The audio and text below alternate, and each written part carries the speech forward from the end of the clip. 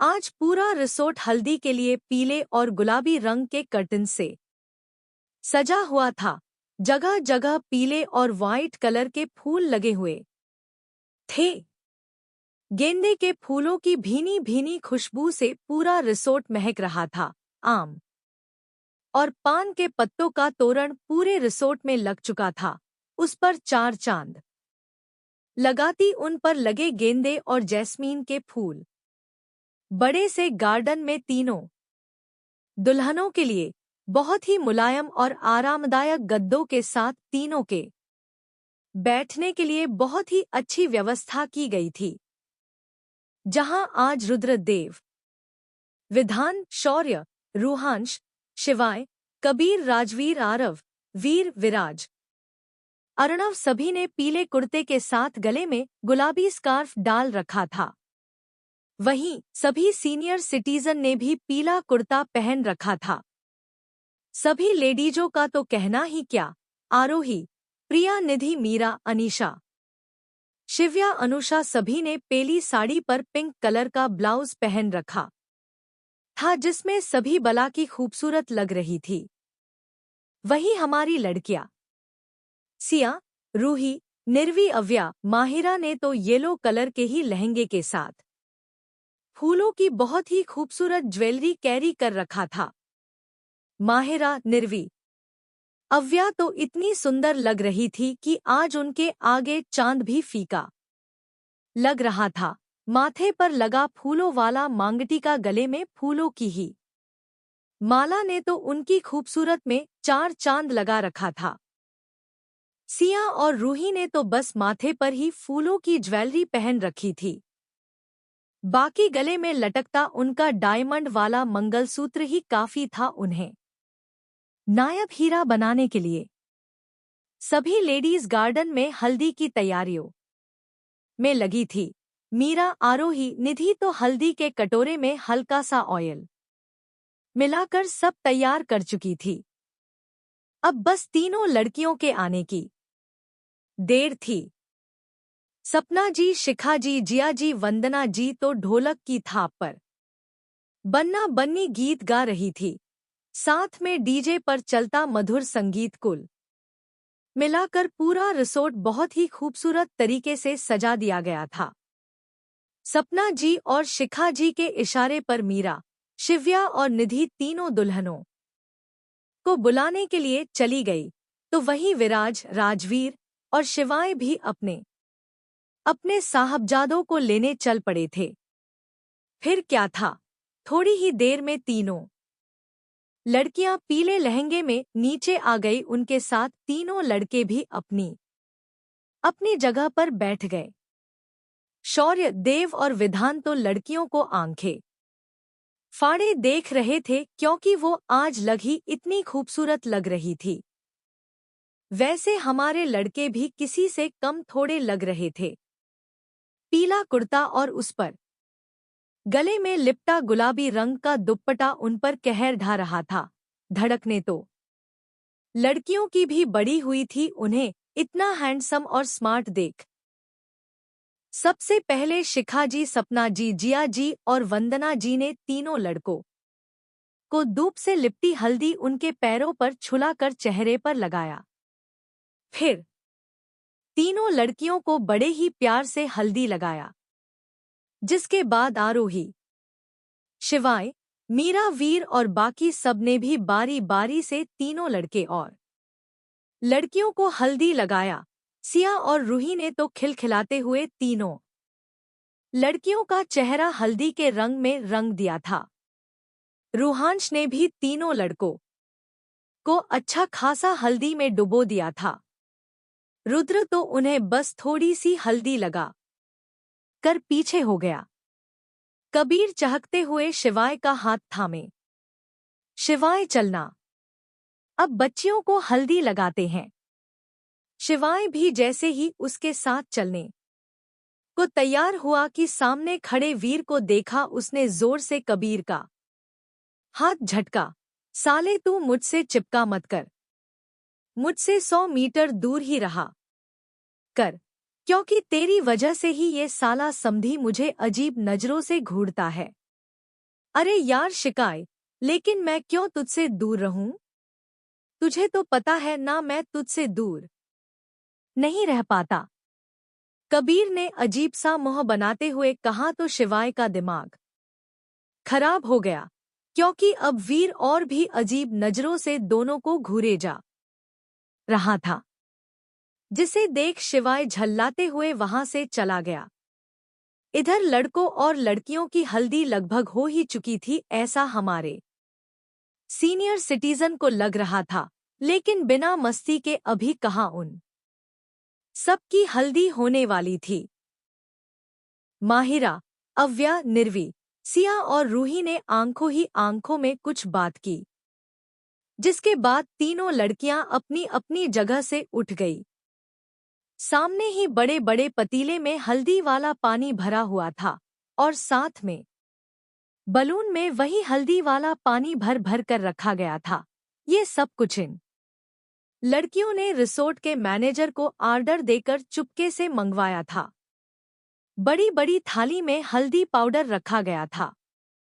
फिर क्या था, माहिरा ने एक साथ कई सारे बलून उठाए और सामने ही विधान, रुद्र, रूहांश और शौर्य के साथ खड़े देव के ऊपर एक साथ फेंकने लगी। देव बेचारा जो उन सब से बातों में मशगूल था, उसके चेहरे पर बलून लगते ही बलून तो फूट गया, लेकिन उसके अंदर भरे हुए पानी से उसका पूरा चेहरा गिला हो गया। अभी वो कुछ सोचता या समझता कि एक के बाद एक उसके ऊपर बलून गिरते गए, जिससे अब वो पूरा भीग चुका था। उसने अब सर्द नजरों से सामने खड़ी माहिरा को घुरा कि माहिरा ने खिलखिलाकर हंसते हुए अपने कान पकड़ लिए। सॉरी सनम, बुरा ना मानो, हल्दी है। उसके इतना कहते ही जहां सभी लड़कों की हंसी छूट गई, वही देव भी नजरें फेर मुस्कुरा उठा। विधान, शौर्य और रूहांश अभी देव के मजे ले ही रहे थे कि एक के बाद एक उनके ऊपर भी बलूनों की बौछार होने लगी। अब फिर क्या था, लड़के भी तैश में आ चुके थे। शौर्य ने खुद पर बलूनों से वार करती अव्या को गोद में उठाया और सीधा लेकर उस पानी से भरे पतीले में कूद गया, जिससे दोनों के दोनों पूरा भीग गए। देव ने तो हल्दी से भरा थाली उठाया और माहिर के ऊपर उड़ेल दिया, जिससे माहिरा ऊपर से लेकर नीचे तक हल्दी में ही डूब गई। उसने भी अब हल्दी वाली थाली उठाई और देव के पीछे दौड़ गई। विधान तो निर्वी के सामने बड़े ही आराम से खड़ा था और निर्वी बड़े ही खुशी में उसके ऊपर जी भर भर कर बलून फोड़े जा रही थी। विधान भी बिना किसी ना नुकुर के बस उसे ही प्यार से देख रहा था। वो इस वक्त ऊपर से नीचे तक पूरा भीग चुका था, लेकिन उसे भीगा हुआ देख निर्वी के चेहरे पर जो प्यारी सी हंसी खिली हुई थी, उसके लिए वो बस वैसे ही खड़ा उससे भीगता रहा। रूही ने तो रूहांश के पूरे चेहरे पर हल्दी लगा दिया था, जिससे वो बेचारा पहचान में ही नहीं आ रहा था। हमारे रुद्र बाबू का तो कहना ही क्या, जो अभी तक एकदम साफ सुथरा होकर घूम रहा था, क्योंकि उसके गुस्से की वजह से किसी की हिम्मत ही नहीं हुई कि उसे जरा सी भी हल्दी लगा दे। लेकिन कहते हैं ना, बीवी के सामने तो अच्छे अच्छों की नहीं चलती, बस यही हाल उनका भी था। वो इस वक्त साइड में रखे काउच पर बैठा सबकी मस्ती देख ही रहा था कि सिया ने हल्दी वाली थाली उठाई और उसके पीछे खड़ी हो उसे हल्दी से ही नहला दिया। इतना ही नहीं, उसने तो हल्दी वाला पानी जो छोटे छोटे बाल्टी में रखी गई थी, उसे उठाया और पीछे से उसके ऊपर उड़ेल दिया। अब तो रुद्र का चेहरा देखने लायक था। बालों से टपकता हल्दी उसे इतना फनी बना रहा था कि उसे देख सिया हंसते हंसते लोटपोट हो गई। रुद्र तो बस हल्दी में लिपटी अपनी वाइफी को देखता ही रह गया।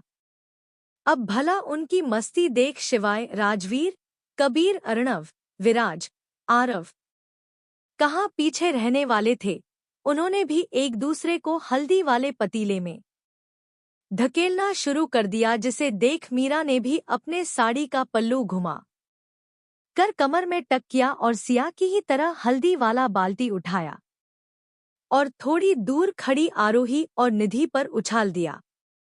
अब निधि कहाँ कम रहने वाली था, उसने भी चेहरे से पानी पोंछते हुए बाल्टी उठाया और मीरा की तरफ फेंका, लेकिन वो पानी मीरा पर तो नहीं लेकिन अनीशा के ऊपर जरूर पड़ गया, जिसे देखते ही मीरा ठहाके मार हंसने लगी। अभी वो हंस ही रही थी कि तभी अनुषा और प्रिया ने पीछे से उसे भीगा ही दिया। अब मीरा ने हंसते हुए हल्दी से भरी थाली उठाई और लेकर उनकी तरफ दौड़ पड़ी, लेकिन सामने से आती सपना जी और शिखा जी से टकरा गई, जिससे पूरा का पूरा हल्दी उनके ऊपर ही गिर गया। शिवाय और आरव ने दूर बैठे वीर को देखा और शरारती मुस्कान के साथ एक दूसरे की तरफ देख उसकी तरफ बढ़ गए। उन्हें दूसरी तरफ जाते देख अर्णव, कबीर और राजवीर भी उनके पीछे हो लिए। शिवाय को अपनी तरफ आते देख वीर अपनी जगह से खड़ा हो गया और उसे देख बोला, मिस्टर रघुवंशी, नो, मुझे ये सब बिल्कुल भी नहीं पसंद, इसीलिए मुझसे दूर ही। वीर के बाकी के शब्द उसके गले में ही रह गए, क्योंकि तब तक शिवाय, आरव, कबीर, राजवीर और अर्णव ने उसके ऊपर हल्दी वाले पानी से लेकर हल्दी से भरी थाली खाली कर चुके थे। शिवाय उसके मुंह पर हल्दी मलते हुए, साले समधी, आज तो हरगिज नहीं छोड़ने वाले हैं हम सब, इसीलिए अपने इस अकड़ की सटर गिरा कर ही रखो, वरना हमारा क्या है, हम तो वो सटर ही तोड़ डालने वालों में से है। वीर अच्छा खासा इरिटेट हो चुका था। देखते ही देखते पूरा गार्डन हल्दी से भर गया। लगभग सभी इस वक्त हल्दी में डूब चुके थे। हल्दी का कार्यक्रम शाम तक चला, जिसमें सभी ने खूब मस्ती की। फिलहाल तो सभी ये पल एंजॉय करने में लगे थे। इन्हें देखकर पता ही चला रहा था कि कौन लड़की वाले हैं और कौन लड़के वाले। सब एक दूसरे को हल्दी के रंग में रंगने में व्यस्त हो गए थे। क्या अर्जुन जी, क्या अशोक जी और क्या आशीष जी, सभी बच्चों के इस मस्ती में शामिल हो चुके थे। वो कहते हैं ना, उम्र भले ही बढ़ जाती है, लेकिन हमारे अंदर का बचपना कहीं ना कहीं जिंदा रहता है। वही हाल इन सबका भी था। सपना जी, शिखा जी, जिया जी और वंदना जी भी एक दूसरे को हल्दी में डुबोने से पीछे नहीं हटी थी। यहाँ तक कि कैमरामैन उन सबके फोटोज लेने के लिए हायर किया गया था। वो तो अपना काम छोड़कर उन सबकी मस्ती में शामिल हो चुका था। कैमरामैन उन सबकी मस्ती देख फोटोज क्लिक करना छोड़कर उन सभी पर बाल्टी से भर भर कर पानी फेंके जा रहा था कि तभी शिवाय की नजर उस पर पड़ी। शिवाय आंखें छोटी कर उसे घूरते हुए अपने बगल में खड़े राजवीर से बोला, राजवीर, ये तो कैमरामैन है ना? हाँ भाई, लग तो वही रहा है, लेकिन ये हल्दी में क्यों डूबा है? और फिर इसकी हिम्मत तो देखिए, ये हम सब की फोटोज क्लिक करना छोड़कर हम सब पर ही हल्दी उड़ेल रहा है। भाई, इसके पैसे जरूर काटना। ओ तेरी, ये तो उस अकड़ू समधी का हायर किया गया कैमरामैन है। राजवीर, उधर देख, मेरा वाला कैमरामैन तो बेचारा सबकी फोटो क्लिक करने में लगा है। अच्छा है उसके पैसे डूबे, वो इसी के लायक है। साला जब देखो तब अकड़ दिखाता रहता है। चल हम भी उस अकड़ू के कैमरामैन को हल्दी में डुबोते हैं। शिवाय ने तिरछी स्माइल के साथ राजवीर को देखते हुए कहा, तो राजवीर ने भी लंबी स्माइल लिए उसे देखा। और देखते ही देखते दोनों ने वीर के हायर किए गए कैमरामैन को उठाकर पानी में फेंक दिया। वो बेचारा कुछ समझ ही नहीं पाया ये हुआ क्या। इधर सिया रुद्र को देख हंसे जा रही थी कि रुद्र ने उसे एक टफ लुक के साथ देखा और देखते ही देखते उसने सिया को गोद में उठा लिया और उसे तिरछी स्माइल के साथ देखते हुए उसे लेकर कमरे की तरफ बढ़ गया। सिया तो उसका पूरा चेहरा हल्दी में लिपटा देख अभी भी हंसे जा रही थी, लेकिन रुद्र ने कमरे में लाकर जैसे ही डोर लॉक किया सिया की हंसी गायब हो गई। रुद्र ने उसके कमर में हाथ डाल एक झटके में उसे खुद से चिपका लिया। सिया की धड़कनें एकदम से बढ़ गई और सांसें गहरी हो गई। रुद्र उसके निचले होठ को अंगूठे से सहलाते हुए, वाइफी, तुमने तो मुझे हल्दी लगा दिया, लेकिन अब मेरी बारी। बाहर सा वे टका र शश कोई नहीं बेट कर रहा है, सब अभी हल्दी में बिजी है, तो ऐसे मौके का फायदा उठाना तो बनता है ना wifey. This is not fair wifey, अभी तो मैंने तुम्हें हल्दी ही नहीं लगाया और तुम जाने की बात कर रही हो। रुद्र ने उसके कमर पर अपनी पकड़ तेज की तो सिया सिसक उठी। उसकी आंखें इस वक्त बंद हो चुकी थी और सांसें तो हद से ज्यादा गहरी हो चुकी थी। उससे कुछ बोला ही नहीं जा रहा था। रुद्र ने नजरें ऊपर कर उसकी बंद पलकों को देखा और अपने हल्दी लगे गाल को सिया के गाल पर रगड़ने लगा, जिससे सिया सिहर उठी। उसने रुद्र के कुर्ते को अपने मुट्ठियों में भींच लिया। रुद्र अब उससे दूर हो उसके गाल पर लगी हल्दी देखते हुए अब उसने अपने गाल को सिया के दूसरे गाल पर रगड़ना शुरू कर दिया, जिससे सिया के दोनों गालों पर रुद्र के गाल पर लगी हल्दी लग गई। रुद्र अब उससे हल्का सा दूर हुआ और उसका चेहरा देखना लगा, जिस पर अब उसकी लगाई हुई हल्दी चमक रही थी। रुद्र की नजर सिया की कोरी गर्दन पर गई, जिसे देख उसने अब साइड में रखे प्लेट में से मुट्ठी भर हल्दी उठाया और सिया के नेक से लेकर क्लीवेज तक अपनी हथेली फिराई। वीज से महसूस करते ही सिया कांप उठी।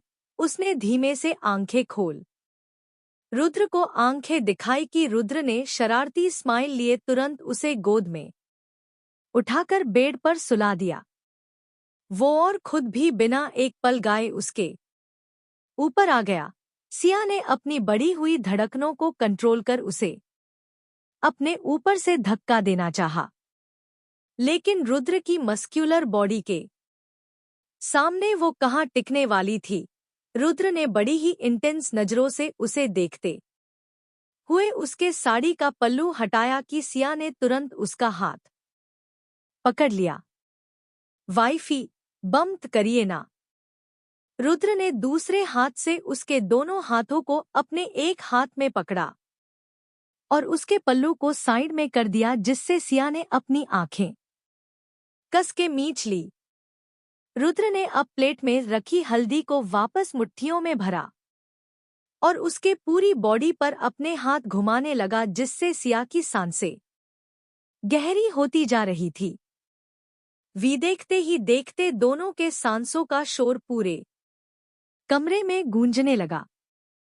आज एक बार फिर रुद्र ने उसे अपने प्यार के रंग में रंग लिया था। नीचे अब तक सभी हल्दी की धमाचौकड़ी में थके हारे बैठ चुके थे। तीनों लड़के और लड़कियों को शॉवर लेने के लिए भेज दिया गया था। बाकी सब भी अब हल्दी में अच्छा खासा डूब चुके थे, तो शॉवर लेने के लिए चले गए। देव अपने कमरे की तरफ जा ही रहा था कि माहिरा ने उसका हाथ पकड़ अपने कमरे में खींच लिया। माहिरा ने डोर के करीब आ उसके गले में दोनों हाथ डाल मुस्कुराते हुए बोली, ऐसे कैसे जा रहे थे आप? तो कैसे जाना चाहिए? हमारा मतलब है कि आप बिना हमें हल्दी लागे ही चले जाएंगे। पूरी की पूरी हल्दी में तो डूब ही चुकी हो, अब भी तुम्हें हल्दी लगवाना है। देव दोनों भौहें उछालते हुए बोला तो माहिरा उसके गालों को सहलाते हुए, सनम आप जानबूझकर हमें तड़पाते हैं ना।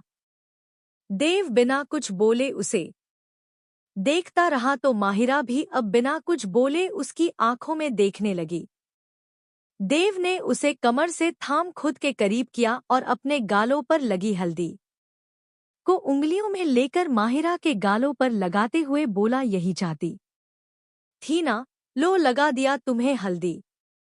माहिरा का चेहरा एकदम से खिल गया। वो अपने पंजों के बल उचक कर खड़ी हुई और देव के हल्दी लगे गाल पर अपने होंठ रखते हुए बोली, सनम आप हमारी हर जिद पूरी कर देते हैं।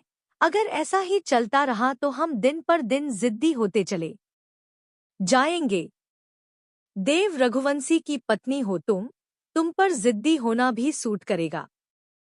आए हाय सनम, क्या बात कह दी आपने, दिल तो कर रहा है आपके होठों को ही चूम लूं, लेकिन हम अपनी कसम नहीं तोड़ना चाहते। देव नासमझी से, कैसी कसम? माहिरा मदहोशी से उसे देख, हमने खुद को कसम दी है कि हम आपके होठों पर किस सुहागरात को ही करेंगे, लेकिन आपको देखते ही हमारा ये दिल हमसे बगावत करने लगता है।